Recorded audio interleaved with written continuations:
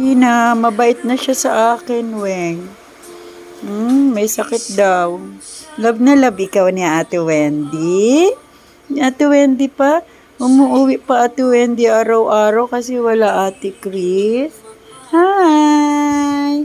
Hi! Hi, Luni! Lumalapit-lapit na sa akin, Chris. Hi! Hi, magpagaling ikaw. Love na love ni Ate Wendy at ni Ate Chris. Hi! Ay, nako, nakakawala na stress ang mga hayop na mga ganito. Hindi to hayop, part ng family. Dati tinatawalan ako niyan. May naramdaman siguro yung tao. Hi!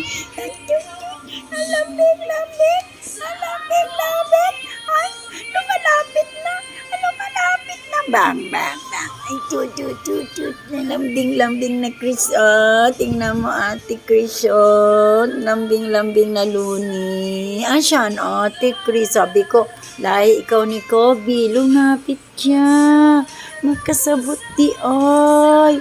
Nakasabot. Oy, nahalika naman ako nitong isa. Oh, nasa ulo ko.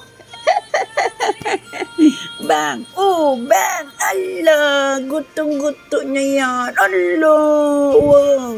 Ito, gutong-guto. Ikaw, Regina. Halika dito, Regina. Tingin doon sa nag-aayot.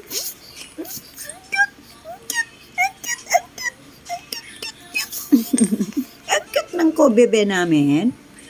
Para talaga si Kobe ang mukha, oh. Yung Kobe, oh. Chabo.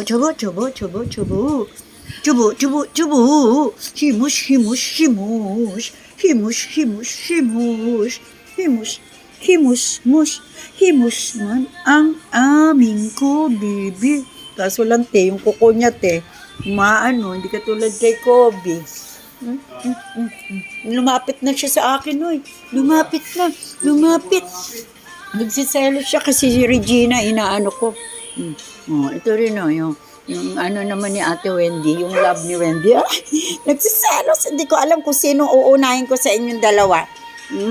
Yun ang uunahin ko dito. Ito naman, itong isang tabatoy na to. Tabatoy. Hindi ko.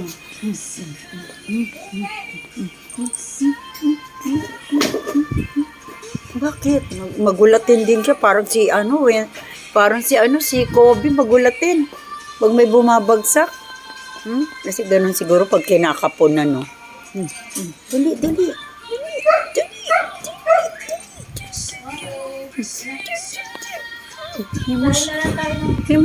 Himus. Regina.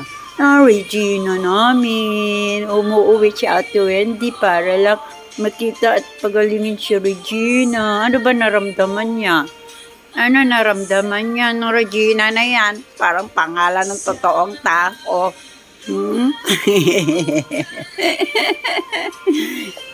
Halika. Natatakot kay Daddy.